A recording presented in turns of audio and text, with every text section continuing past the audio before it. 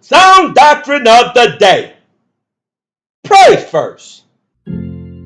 Jesus Christ is the Word of God. And the Word of God says in Psalms 34:19, many are the afflictions of the righteous, but the Lord deliver him out of them all.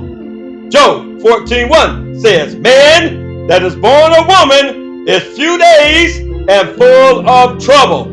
And in John 16:33, the scriptures tell us, in this world ye shall have tribulation. Thank you, Lord, for this illness.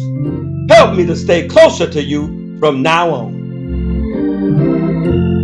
In Hebrews 4:15, it tells us we have not a high priest which cannot be touched with the feeling of our infirmities, but was in all points tempted like as we are, yet without sin. Tempted to lie when trouble comes. Tempted to fear when trouble comes.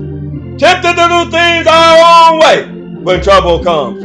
Tempted to lash out, swear, steal, tremble, and lose heart when trouble comes upon us like a hard rain.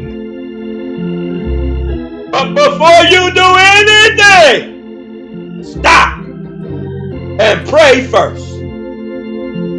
Rebuke the carnal mind that will make you lie, fear, lean to your own understanding, lash out, swear, steal, and tremble when trouble comes on you. But take Jesus Christ's yoke upon you and let this man be in you, which was also in Christ Jesus, and pray first. In your patience, possess ye your soul. Before you do anything, pray first. It's written, he shall deliver thee in 6 troubles.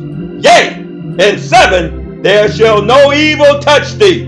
Job 5:19. It's written, be strong and of a good courage. Fear not, nor be afraid of them. For the Lord thy God, he it is that doeth go with thee. He will not fail thee, nor forsake thee. Deuteronomy 31:6. Just pray first. Pray first. Pray first. Repent and believe the gospel. Amen and amen.